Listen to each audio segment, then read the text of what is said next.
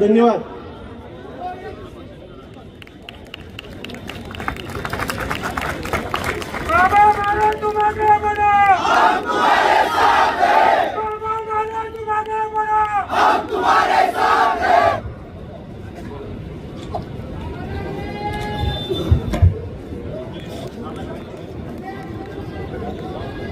धन्यवाद.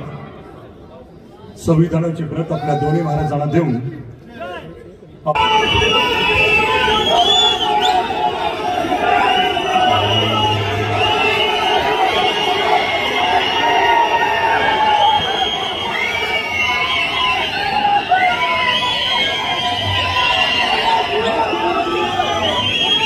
छत्रपती शिवाजी महाराज की, छत्रपती शिवाजी महाराज की, धर्मवीर छत्रपती संभाजी महाराज की जय भवानी, जय भवानी.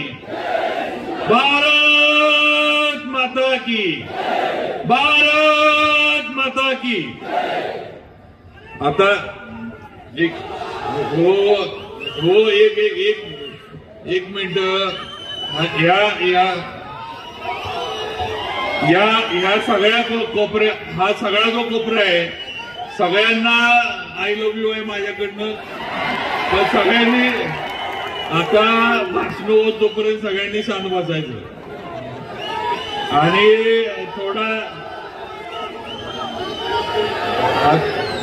अरे तुम्ही ह्या कोपऱ्यात या ना. कसं आहे एक लक्षात घ्या बघा, असं एका वेळेला असं दोन दोन ठिकाणी प्रेम कसं करता येतं नाही.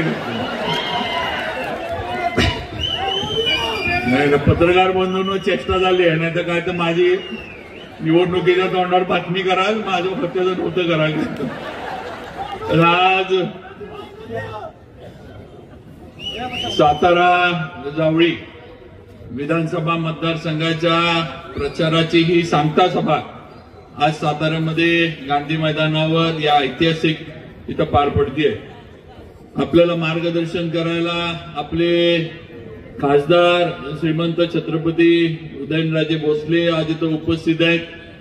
त्याचबरोबर आरपीआय आठवले गटाचे अध्यक्ष मान्य आपले अशोक बापू गायकवाड इथं उपस्थित आहेत.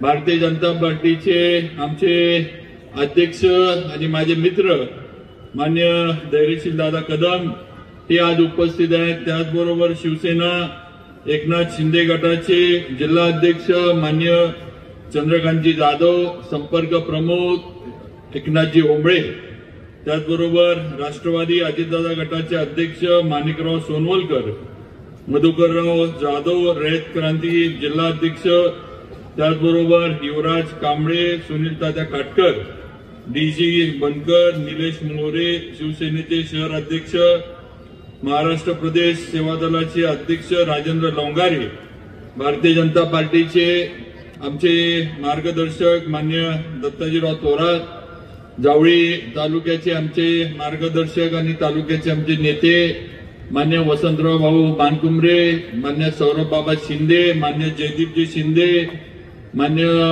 रांजणे साहेब, त्याचबरोबर सर्व जिथं मेड्याचे पण आमचे पांडुरंग बापू, कांतीबाई, शिवाजीराव देशमुख, संतोष वारागडे, दत्ता वारागडे, अनिल शिंदे, सगळे आज प्रमुख मंडळी मेड्याची आज सगळी तालुक्यातनं इथं आली.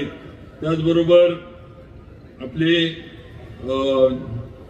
भारतीय जनता पार्टी महिला मोर्चाच्या अध्यक्षा जिल्ह्याच्या सुरभीताई भोसले, त्याचबरोबर सुवर्णताई पाटील आपल्या महिला मोर्चाच्या अध्यक्षा, त्याचबरोबर जिल्हा बँकेच्या संचालिका कांचनताई साळुंके, त्याचप्रमाणे सचिनजी मोहिते जे माझ्याबरोबर आज ताकदीनं उभे आहेत, त्यांचं पण मी इथं स्वागत करतो. आमचे मार्गदर्शक आणि शिवसह्याद्री परिवाराचे सन्मान्य भाई वांगडे, त्याचबरोबर आपले सिद्धिताई पवार, आशाताई पंडित, किशोर गोडबोले आमचे भाजपचे खजिनदार, अशोकराव मोने माजी नगराध्यक्ष, रंजनाताई रावत माजी नगराध्यक्ष, प्रकाश गवळी माजी नगराध्यक्ष, निशांत पाटील माजी नगराध्यक्ष, त्याचबरोबर प्रकाश बडेकर माजी उपनगराध्यक्ष, विकास गोसावी शहर अध्यक्ष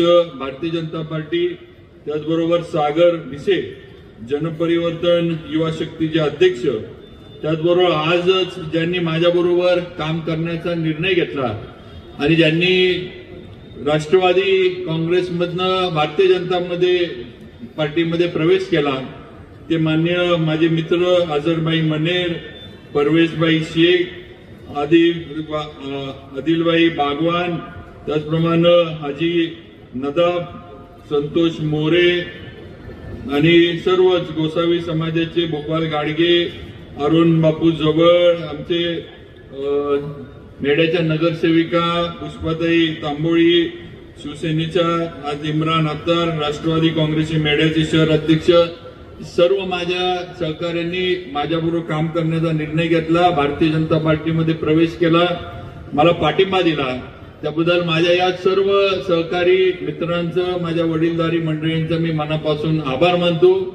आपल्या पाठिंब्यामुळं माझा विजय हा पक्का झालेला आहे हे या निमित्तानं मला आपल्याला सांगायचं आहे. आज सातारा आणि जावळी हे दोन तालुके इतिहासामध्ये नोंद असणारे तालुके आहेत. या दोन तालुक्यांची ओळख छत्रपती शिवाजी महाराजांपासून आजपर्यंत इतिहासामध्ये कायम लिहिली गेलेली वस्तुस्थिती आहे. एकीकडे सातारा ही मराठ्यांची राजधानी, शाहू महाराजांनी ही शाहूनगरी निर्माण केली आणि मराठ्यांचं राज्य हे अटकेपार गेलं ही इतिहास सांगतो आपल्याला. दुसरीकडं प्रतापगडवरचा इतिहास हा जावळी तालुक्याचा इतिहास आहे. छत्रपती शिवाजी महाराजांच्या पराक्रमाचा इतिहास हा प्रतापगडाच्या पायथ्यावर घडला आणि जावळी तालुका त्या इतिहासामध्ये जावळी तालुक्याची नोंद झाली.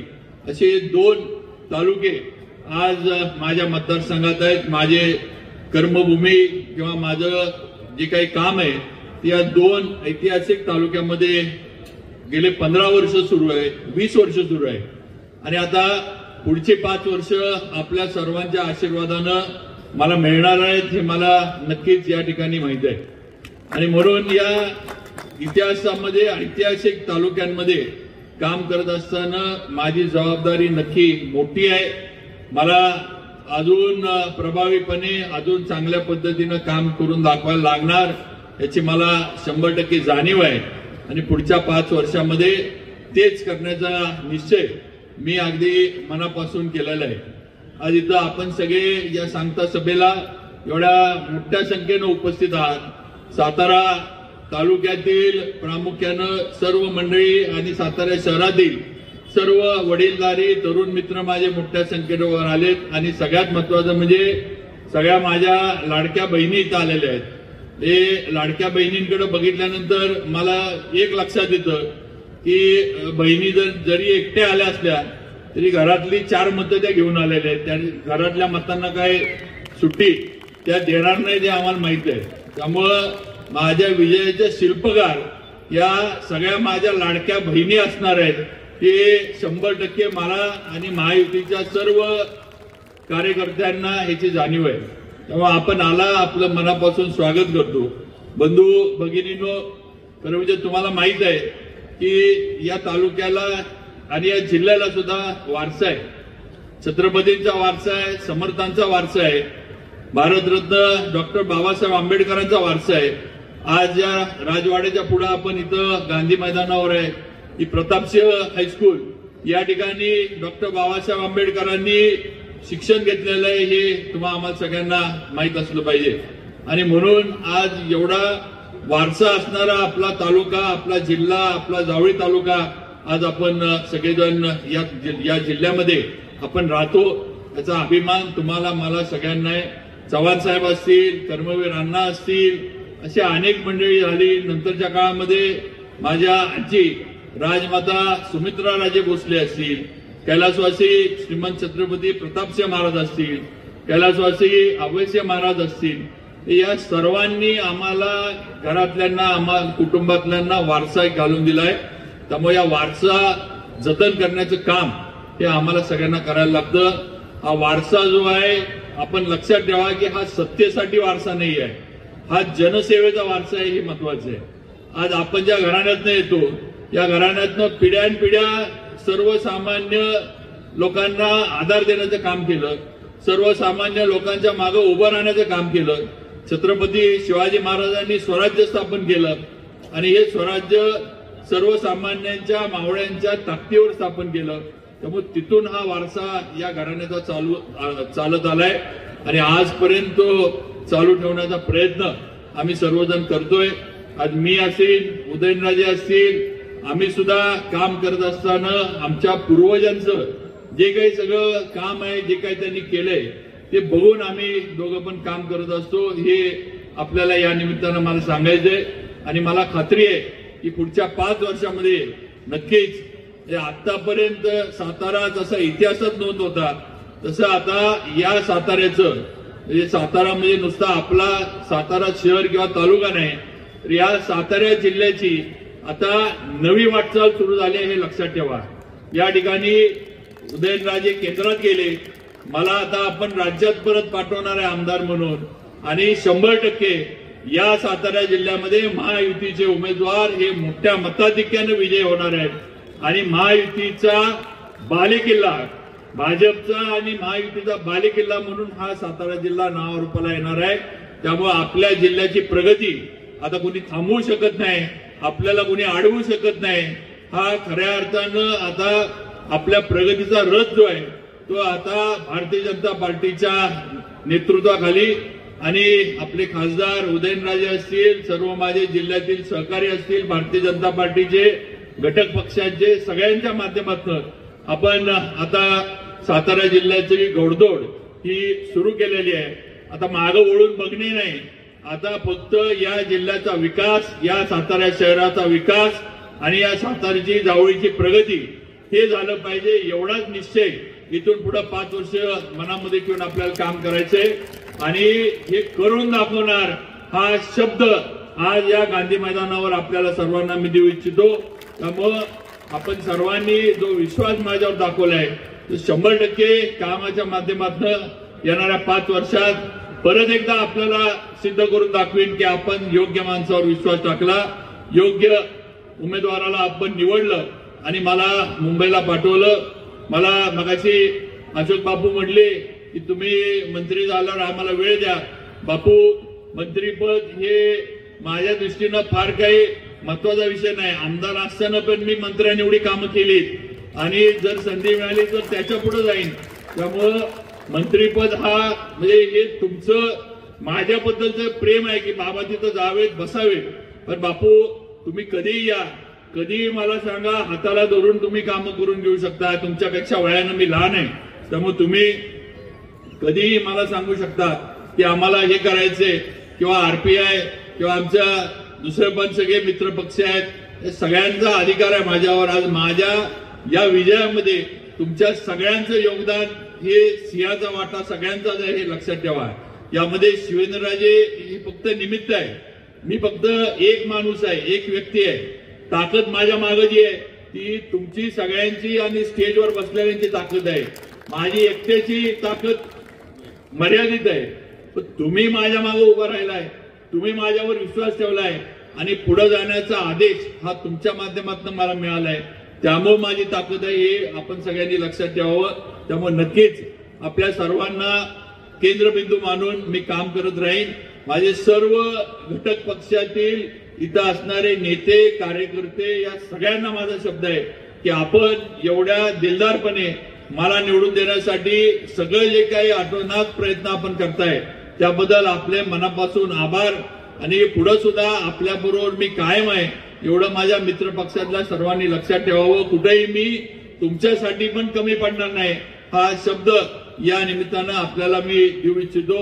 आज सातारा, जावळी हे 2 तालुके माझ्या मतदारसंघात येतात आणि या माझ्या दोन्ही तालुक्यांचा एक ओळख जी आहे ही डोंगरी तालुके म्हणून ओळखले जातात, दुर्गम तालुके म्हणून ओळखले जातात. गेल्या 10-15 वर्षामध्ये जेव्हापासून मी आमदार झालो तेव्हापासून माझं एकच लक्ष होतं की माझ्या तालुक्यामधले प्रत्येक गावात वाडी वस्तीपर्यंत डांबरी रस्ता पोहोचला पाहिजे आणि मी ते करून दाखवलं. हे इथं अगदी ठामपणे उभं राहून मी बोलू शकतो. आज माझ्या गाडदेव सारखं टोकाचं गाव असेल महाबळेश्वरच्या इथलं, किंवा माझं बोरगाव मोठं बागायती गाव असेल, किंवा परळी तालुक्यातलं शेवटचं परळी विभागातलं जांभे हे पाटणच्या हद्दीवरचं गाव असेल, आज प्रत्येक गावाला आत्ता जरी जायचं म्हटलं तरी तुम्ही डांबरावरनं पोचता. ही वस्तुस्थिती हकीकत आज या तालुक्यामध्ये मला निर्माण करता आली. आज ज्याचा उल्लेख सुरभीताईंनी केला, या सातारा शहरातले रस्ते देवेंद्रजी फडणवीसांच्या माध्यमातून आपण बघा, आपण कॉन्क्रीटचे रस्ते आता साताऱ्यात चालू केले. त्यामुळे आता सातारची नवीन ओळख ही आपल्या इथली सुरू झालेली आहे. त्यामुळे 100% हा मोठा बदल सातारच्या प्रगतीमध्ये होणार आहे. आज सातारची हद्दवाढ झाली. आज सातारा पर्यटनाच्या दृष्टीनं पुढे चाललाय. आज आपण जर मुंबईच्या लोकमत मधली एक बातमी वाचली तर आज नवीन महाबळेश्वरचा जो प्रकल्प होऊ घातलेला आहे त्याच्या बऱ्याचशा माहित्या मुंबईच्या लोकमतच्या एडिशन मध्ये आल्यात. तुम्ही माहिती घ्या. आज नवीन महाबळेश्वर मध्ये सातारा जावळी हे दोन्ही तालुके त्याच्यामध्ये आलेले आहेत आणि फार मोठ्या प्रमाणावर पर्यटक येण्यासाठी, पर्यटन वाढण्यासाठी ज्या काही गोष्टी गरजेच्या आहेत याच्या माध्यमातून होणार आहेत आणि त्याचा पाठपुरावा आम्ही सगळेजण करतोय हे आपण सगळ्यांनी लक्षात घेतलं पाहिजे. त्यामुळं पर्यटन ही इंडस्ट्री साताऱ्यामध्ये वाढेल कशी, ज्याचा उल्लेख ताईंनी केला की आपल्या इथलं जे नैसर्गिक आपलं सगळं वातावरण आहे हे फार सुंदर आहे, अनुकूल आहे. त्यामुळे इथं बाहेरनं पर्यटक आले पाहिजे. जे पर्यटक येतात ते साताऱ्यामध्ये परिसरामध्ये राहिले पाहिजे. महाबळेश्वरला जी गर्दी होती ती थोडी आपल्याकडे आली पाहिजे. हा प्रयत्न या सगळ्या आमच्या याच्या पर्यटनाच्या याच्यातला आहे, हे आपण लक्षात घ्यावं. आणि म्हणून माझी आपल्याला विनंती आहे की आता आपल्याला कुणीही थांबवू शकत नाही. आपण आता पुढे निघालोय, आपली वाटचाल सुरू झालेली आहे. गेले 20 वर्षामध्ये तुमचा आमदार म्हणून मी जे काम केलं ते तुम्ही सगळ्यांनी बघितलेलं आहे. कधीही खोटं काहीतरी सांगितलं किंवा वेळ मारून नेण्यासाठी काय सांगितलं असं कधी झालं नाही. ही वस्तुस्थिती आहे. आज एवढा माझा मित्र परिवार, एवढी तरुणांची शक्ती आज माझ्या मागे उभी आहे. ही काय त्यांना काही देऊन आणलेली ही शक्ती नाही किंवा देऊन आणलेले माझे मित्र नाही, तर आज यांचा विश्वास, यांचं प्रेम कामाच्या माध्यमातून आणि यांच्या अडीअडचणीला यांच्याबरोबर मी उभा राहिलो म्हणून आज एवढा माझा मित्र परिवार साताऱ्यामध्ये वाढला किंवा आहे किंवा जावळी तालुक्यामध्ये वाढला. ही वस्तुस्थिती आहे आणि म्हणून एक कमवलेलं प्रेम आहे हे कधी कमी होणार नाही, हे वाढत जाणार ही वस्तुस्थिती आहे. मला आपल्याला एवढंच सांगायचंय, जास्त वेळ आपला घेणार नाही. बराच वेळ आपण बसलाय आणि सांगता सभा आहे. मला आता वरनं इथनं आपल्याकडं बघितल्यावर मला एवढंच दिसतंय की 23 तारखेला इथं जे बसलेले आपण सगळेजण आहे, इथं अशीच सभा होणार आहे. फक्त तुम्ही गुलालात असणार आहे एवढं लक्षात ठेवा. गुलाल परमेश्वरानं गुलाल आपल्याला अगदी असा देऊ केला. आता फक्त 20 तारखेला तो आपण परमेश्वराकडनं हातात घ्यायचा आहे आणि तुमच्या आमच्या सगळ्यांच्यावर उधळायचं एवढं लक्षात ठेवा. बाकी मला विरोधकांबद्दल काही बोलायचं नाहीये, कारण त्यांच्याबद्दल बोलण्यासारखं आहेच नाही. काही केलेलं नाही, काही घेणं नाही, देणं नाही, नुसतं उभं राहायचं म्हणून ही मंडळी उभी राहिलेत. त्यामुळे यांच्यावर काय बोलायचं, काय टीका करायची. काम केलं असेल तर आपण चुका काढू शकतो. त्यांनी कामच केलेलं नाही त्यामुळे चुका काय काढणार यांच्यातल्या, अशी आताच्या विरोधकांची परिस्थिती आहे. पण मी आपल्याला एक सांगतो की मी आणि उदयनराजे आज आम्ही एकत्र आहे. आमच्यात संघर्ष होता. आम्ही लोकसभेच्या आधी देवेंद्रजी वगैरे आम्ही बसलो आणि संघर्ष संपला. आपण सगळ्यांनी ताकद लावली आणि महाराजांच्या अटीतटीच्या निवडणुकीमध्ये आपण ताकद सगळ्यांनी, म्हणजे नुसतं मी नाही तर सगळ्यांनी, त्यांच्याबरोबर असणाऱ्या सर्व कार्यकर्त्यांनी, माझ्याबरोबर असणाऱ्या सर्व कार्यकर्त्यांनी आपण ताकद लावली आणि स्वातंत्र्यानंतर पहिले भारतीय जनता पार्टीचे खासदार दिल्लीत आपण उदयनराजेंना पाठवलं. ही हकीकत, ही वस्तुस्थिती ही आपण घडवून दाखवलं. त्यामुळं आपलं नक्कीच तेवढं वजन आणि तेवढा दबदबा आज दिल्लीपर्यंत उदयनराजेंच्या माध्यमातून आज पोहोचलेला आहे. आज नरेंद्र मोदींची ताकद आपल्या मागे आहे, राज्यात देवेंद्रजींची ताकद आपल्या मागे आहे. त्यामुळे आता आपल्याला मागं वळून बघायला लागणार नाही. आज भरभरून निधी हा सातारसाठी, जावळीसाठी केंद्रातनं राज्यातनं हा आता 100% येणार आहे. त्यात कुणीही ब्रेक लावू शकत नाही, हे आपण लक्षात ठेवावं. आज राज्यात परिस्थिती आपण बघतोय, महायुतीचं सरकार येणार ही आता काळ्या दगडावरची रेस झाली आहे. आता महायुतीला महाराष्ट्रामध्ये कुणी थांबवू शकत नाही. त्यामुळे आपल्याला पण सगळ्यांना आता नुसतं सातारा जावळी नाही, तर माझी विनंती आपल्याला ही आहे की आपल्या जिल्ह्यात असणारे सर्व महायुतीचे उमेदवार, मग ते भाजपचे असतील, शिवसेनेचे असतील किंवा आरपीआय असू दे, आपल्या बरोबरचे कुठल्या पण पक्षाचे उमेदवार असतील, या सर्वांना निवडून आणण्यासाठी आपण प्रयत्न केला पाहिजे. आपले पाहुणे रावळे मित्रपरिवार जिथं असतील त्यांना सांगितलं पाहिजे की महायुतीच्या उमेदवाराला विजयी करा, महायुतीच्या उमेदवाराला निवडून द्या. आज शेतकऱ्यांचा खरा सन्मान कुणी केला असेल तर पंतप्रधान नरेंद्र मोदींनी केलाय. आज भगिनींचा बहिणींचा खरा सन्मान कुणी केला असेल तर एकनाथ शिंदे, देवेंद्रजी आणि अजितदादांनी केलाय. आज शेतकऱ्यांना खरा न्याय कुणी दिला असेल तर आपल्या महायुतीने दिलाय. सगळं तुम्ही बघा. आज गरिबांना कुणी मदतीचा हात दिला असेल तर आपल्या भारतीय जनता पार्टी, नरेंद्र मोदी आणि महायुतीने दिला, ही वस्तुस्थिती आहे. आपल्याला शेतकरी सन्मान योजनेचा पैसा मिळतो, आपल्याला मोदीजींच्या माध्यमातून मुद्रा लोन मिळतात. आज आपल्याला मोफत धान्य केंद्र सरकारच्या माध्यमातून, मोदीजींच्या माध्यमातून मिळतंय. आज राज्यामध्ये आपल्याला लाडकी बहीण योजना या आपल्या तिन्ही भावांनी दिली. आज लाईट बिल आपली माफ करून दिली.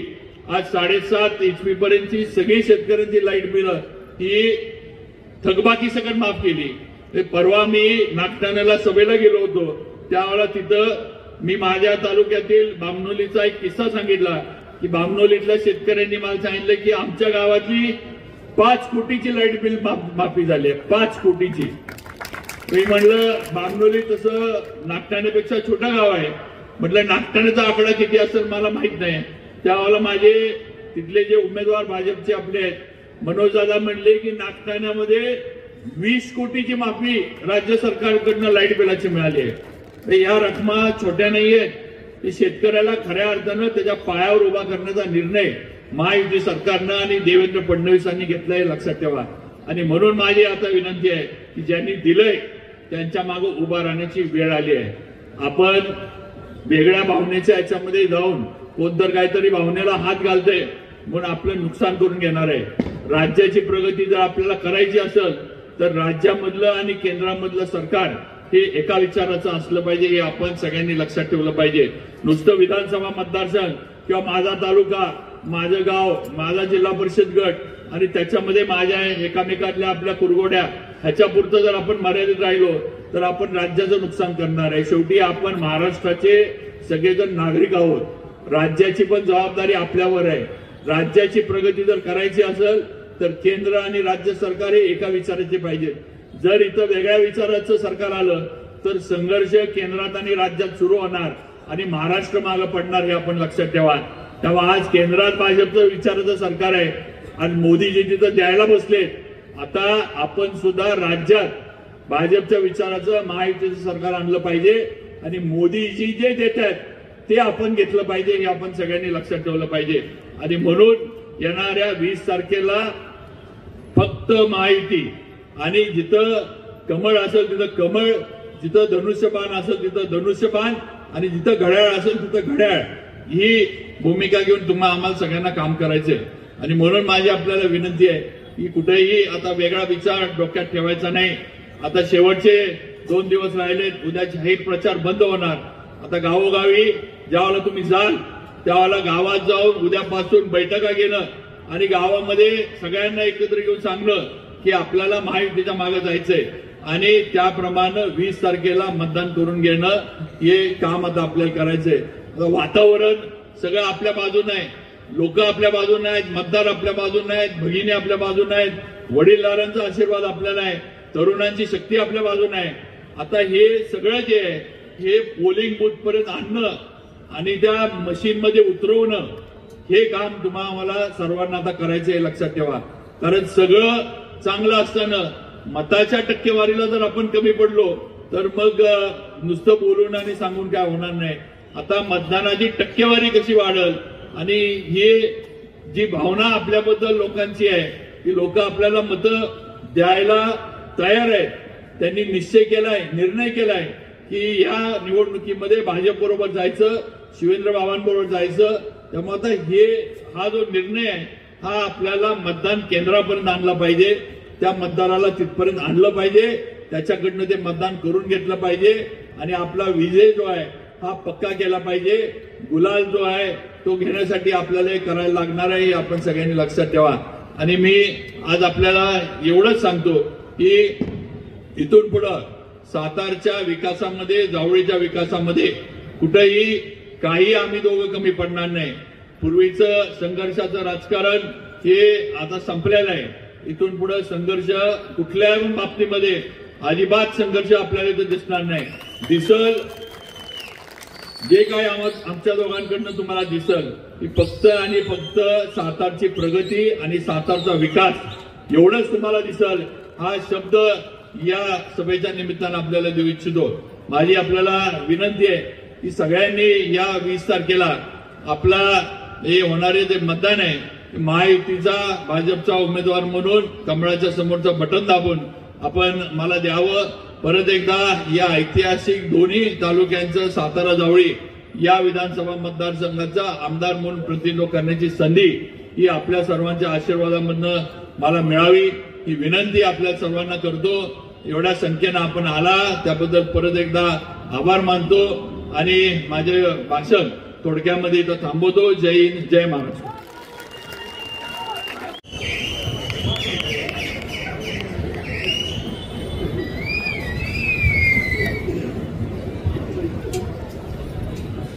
सर्वप्रथम या ठिकाणी व्यक्तिशः माझ्या आणि शिवेंद्रराजेंच्या वतीने त्याचबरोबर सर्व व्यासपीठावरती उपस्थित असलेले सर्व मान्यवरांच्या वतीने आणि समोर बसलेले आपण सर्व लोकशाहीतल्या राजांच्या वतीने छत्रपती शिवाजी महाराजांना विनम्र अभिवादन करतो. आज या ठिकाणी आपल्या सातारा जावळी मतदारसंघाच्या सांगता सभा म्हणणार नाही पण विजय सभेला उपस्थित असलेले आपण सर्व महायुतीचे ज्येष्ठ श्रेष्ठ सर्व पदाधिकारी, सर्व आपण ज्येष्ठ मंडळी, माता भगिनी आणि तरुण मित्रांनो, आणि या ठिकाणी आवर्जून व्यासपीठावरती उपस्थित असलेले माझे मित्र दरेशील दादा असतील, चंद्रकांत भाऊ असतील, माणिकराव सोनवलकर असतील, अशोक बापू, मधुकर जाधव, युवराज कांबळे, सुनील तात्या काटकर, डी.जी. बनकर, निलेश मोरे, राजेंद्र लवंगारे, दत्ताजी थोरात, सुवर्णताई, भाई वांगडे, त्याचबरोबर सचिन मोहिते, वसंतराव भाऊ, कांचनताई, सिद्धिताई, आशाताई, किशोर गोडबोले आणि असंख्य संपूर्ण मान्यवर. मला माफ करा जर माझ्याकडून अनादराने जर कोणाचं नाव जर राहिलं असेल, पण आज या ठिकाणी आपण या ठिकाणी एवढ्या मोठ्या संख्येने उपस्थित झाले. आपण एक समजून घेतलं पाहिजे की सातारा ही मराठींची राजधानी आणि त्याचबरोबर ह्या सातारा जिल्ह्याच्या भूमीत अनेक चळवळी जन्माला आल्या. स्वातंत्र्याची असेल, सत्यशोधक असेल, महिलांच्या शिक्षणाची असेल आणि पत्री सरकार असेल, आणि त्याचबरोबर या ठिकाणी जो वारसा मला आणि शिवेंद्र राजांना लाभलाय, त्या घराण्याचा वारसा जो लाभलाय, आम्ही दोघं आम्हाला धन्य समजतो की कदाचित मागच्या जन्मी आमच्या दोघांकडनं थोडंसं जास्त किंचित जास्त पुण्य काम झालं असावं म्हणून एवढ्या मोठ्या घराण्यात जन्माला यायला आम्हाला आमचं नशीब आम्हाला मिळालं. पण मात्र या घराण्याचा वारसा सांगत असताना या घराण्याचा इतिहास आणि या घराण्याचा वसा पुढे नेत असताना मी असेल किंवा शिवेंद्रराजे असेल, आम्ही दोघांनी एकच विचार केला आणि तो म्हणजे सर्वसामान्य लोक म्हणजे आपण सर्व मतदार बंधू भगिनी, आपण जो आम्हाला आशीर्वाद दिला त्यामुळेच आम्ही खासदार आणि शिवेंद्रराजे आमदार आहेत. हे विनम्रपणे आम्हाला या ठिकाणी सांगावंच वाटतं. हे का सांगण्याची पद्धत आहे, कारण की आपण ठिकठिकाणी पाहतो की एकदा निवडून गेल्यानंतर अनेक ठिकाणी, आता खास करून महाविकास आघाडीच्या बाबतीत बोलायचं झालं तर त्यांच्याबद्दल बोलण्यासारखं काही नाही. कारण ही लोक यांनी कुठलं कार्य केलं नाही, किंबहुना केवळ सत्ता हासिल करण्याकरता ही त्यांचे विचार वेगळे आहेत आणि त्यामुळे सत्ता हस्तगत करण्याकरता जी कधी त्यांना होणार नाही ते एकत्र आलेले आहेत. या उलट महायुतीचं जर आपण संपूर्ण महायुती म्हणजे एकत्र आली ती विचाराने आली. विचार म्हणजे लोकहिताचा विचार, छत्रपती शिवाजी महाराजांचा लोककल्याणकारी विचार जोपासण्याकरता, ते अंमलात आणण्याकरता, आचरणात आणण्याकरता संपूर्ण गेल्या 10 वर्षाच्या कालावधीत केंद्र शासनामधनं मोदीजींच्या मार्गदर्शनाखाली आणि ह्या संपूर्ण आपल्या राज्यात मग एकनाथ शिंदे साहेब असतील, देवेंद्रजी असतील, अजितदादा असतील, त्यांच्या अनेक मित्रपक्ष असतील, रामदासजी आठवले असतील, त्यांच्या मार्गदर्शनाखाली अनेक योजना, मग महिलांच्या बाबतीतल्या योजना असतील, शेतकऱ्यांच्या बाबतीतल्या असतील, तरुणांच्या बाबतीतल्या असतील, अनेक योजना या अगोदर यांनी जवळपास 60 वर्ष म्हणजे थोडा कालावधी नाही, 7 दशक झाले. स्वातंत्र्य नंतरचा काळ बघितला तर केंद्रात आणि या संपूर्ण देशातल्या प्रत्येक राज्यात काँग्रेसची राजवट होती, पण मात्र त्या ठिकाणी आपण जर पाहिलं तर त्यांनी कुठल्याही प्रकारचे हे योजना खरं तर त्या काळात राबवल्या गेल्या पाहिजे होत्या, पण का राबवल्या गेल्या नाही, कारण की कुठली योजना राबवत असताना मनापासून अंतःकरणातनं लोकांच्या बद्दल आदरभाव पाहिजे, लोकांच्या बद्दल कळवळा पाहिजे, हा त्यांच्याकडे नसल्यामुळं या योजना राबवल्या गेल्या नाही. आणि मग जे लोक, मग एकनाथजी शिंदे असतील, त्याचबरोबर अजितदादा असतील, मग त्याचबरोबर जे प्रगतीच्या मार्गाने महायुतीच्या बरोबर गेले आले त्या लोकांना कालच ज्येष्ठ, संपूर्ण ज्येष्ठ म्हणजे वयाने ज्येष्ठ असलेले पवारसाहेब यांनी उद्गार काढले की गद्दार म्हणून. गद्दारी कशामुळे आणि गद्दारी केली म्हणजे काय केलं नेमकं. आज ज्या लोकांनी आपल्याला आशीर्वाद दिले या सर्व लोकांच्या प्रती त्यांच्यापर्यंत विकास कामं न्यायचं असेल तर महायुतीशिवाय पर्याय नाही, म्हणून त्यांनी मार्ग बदलला. या उलट मला त्यांना प्रश्न विचारावा वाटतो की या अगोदर 60 वर्षाच्या कालावधीमध्ये हे सगळं घडलं असतं तर आज ही परिस्थिती नसते, पण ते घडलं नाही आणि महायुतीचं शासन यावं म्हणून लोकांची इच्छा होती, म्हणून परिवर्तन घडलं. आणि त्यामुळं 60 वर्ष भूलथापा ज्यांनी मांडल्या आणि त्यांची खून पण काय मिळाली, तुतारी म्हणजे फक्त अफवा पसरवण्याची तुतारी, भूलथापा मारण्याची तुतारी. आणि त्या तुतारीच्या माध्यमातून आज सुद्धा ठिकठिकाणी या संपूर्ण महाराष्ट्रावर जाऊन आम्ही हे केलं ते केलं, जे केलं नाही ते सांगण्याचा प्रयत्न करतात. शिवेंद्रराजेंच्या विरोधात जे उभे आहेत, नाव मला आठवत नाही, पण जे असतील ते, त्यांना पण चिन्ह काय मिळालं, मशाल. वा, चांगलंय. आता ते मशाल घेऊन काय करतात आपल्याला माहित आहे. उदयनराजे आणि शिवेंद्रराजेंनी या मतदारसंघात जेवढे कामं केले ते असं शोधत फिरतात किती एवढे कामं झाले. पण आता वेळ गेलेली आहे, विड्रॉलची तारीख संपलेली आहे. त्यामुळं तुम्ही निश्चित राहा शिवेंद्रराजे, त्या समोरच्या जो कोण असेल त्याचं डिपॉझिट 1,01% जप्त झाल्याशिवाय राहणार नाही. या उलट एक तर काय करायचं नाही. अमोल कोल्हे सारखा एक खासदार आहे, पण बोलायची पद्धत नाही. एक तर स्वतः काय करायचं नाही. महिलांच्या बाबतीत त्यांनी मला वाटतं पुसेसावळी दादा पुसेसावळी ना दादांच्या गावातच तिथं सभा झाली. त्या ठिकाणी उद्गार काय काढावे, महायुतीला लागली कडकी म्हणून आणली योजना बहीण माझी लाडकी. अरे लाज वाटायला पाहिजे, लाज वाटायला पाहिजे. एक तर स्वतः करायचं नाही, महिलांच्या संदर्भात कुठलं ध्येय धोरण चांगल्या पद्धतीने राबवायचं नाही, त्याचबरोबर शेतकऱ्यांच्या बाबतीत काय निर्णय घ्यायचा नाही, त्याचबरोबर तरुणांच्या बाबतीत काय निर्णय घ्यायचा नाही, उद्योगांच्या बाबतीत काय निर्णय घ्यायचा नाही.